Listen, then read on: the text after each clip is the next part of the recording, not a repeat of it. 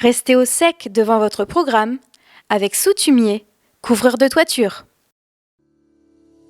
Le 2 décembre 2021 s'est tenue l'installation du 36e nœud de raccordement optique à Druy-les-Belles-Fontaines.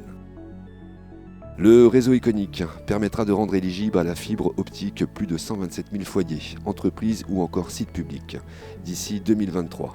Date d'ailleurs qui avait été annoncée lors de la dernière mise en place du nœud de raccordement optique NRO. Aujourd'hui, nous sommes à Druy-les-Belles-Fontaines pour implanter le NRO, c'est-à-dire le centre de pouvoir de distribution de la fibre optique.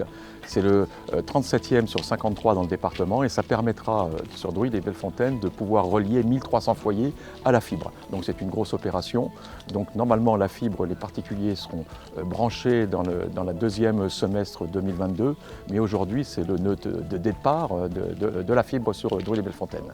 L'avenir, comme je le disais tout à l'heure, nous avons eu un millénaire avec le château, nous avons un autre millénaire avec l'installation de la fibre qui va révolutionner, on le sait, les nouvelles technologies, le monde économique, les particuliers, de toute façon, tout le monde va en bénéficier. Pour ce secteur, c'est Andry, c'est 296 prises qui vont être installées. Druy, c'est 311 prises qui vont être installées. Étais-la-Sauvin, 577 prises, la commune la plus importante. Et puis Sougères, 18 prises.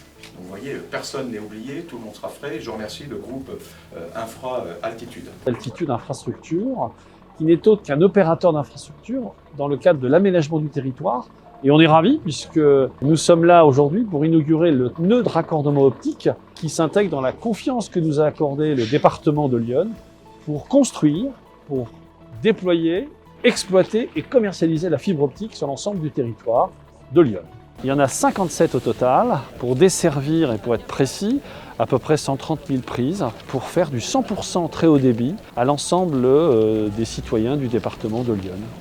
Derrière moi, une dalle en béton sur laquelle va reposer ce nœud de raccordement optique, à l'intérieur duquel vont venir se greffer l'ensemble des fibres optiques qui vont desservir l'ensemble des foyers.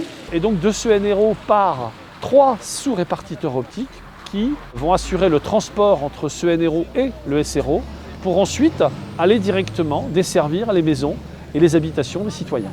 Nous sommes un opérateur qui aujourd'hui a à son actif ou a contractualisé non loin de 5 millions de prises sur l'ensemble du territoire. La fibre optique, c'est pour tous et partout.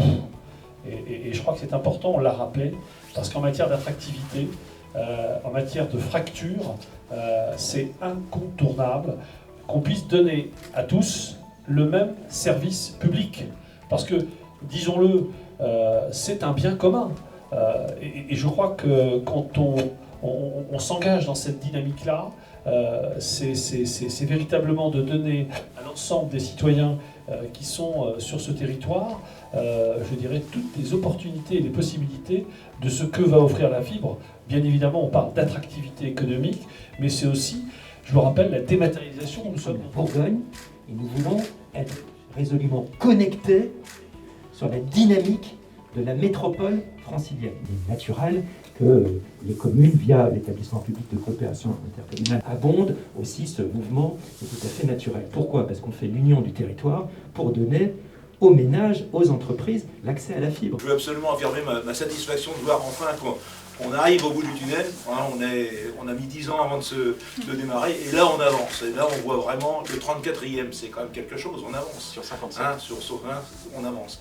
Et donc toute la satisfaction, et enfin les gens de Druy, c'est vrai qu'il y a des années et des années qui réclament d'avoir la fibre, ils vont enfin être comme en ville, ils vont pouvoir se développer et pouvoir avoir une activité de chez eux, au même titre qu'à Auxerre. Il est évident que si nous voulons développer un territoire, si nous voulons que la ruralité ne soit pas abandonnée au profit des grandes zones urbaines, il faut impérativement que la connexion Internet puisse être mise en place via la fibre. Les présidents de communes réunis régulièrement dans une sorte d'association ont demandé à plusieurs reprises au département de prendre en place et de mettre en place une politique de la fibre, ce qui a été fait in fine, et nous sommes donc dans une configuration d'installation sur tout le territoire iconais de la fibre qui est, je le rappelle, financée exclusivement par l'État, la région, le département et les Comcom.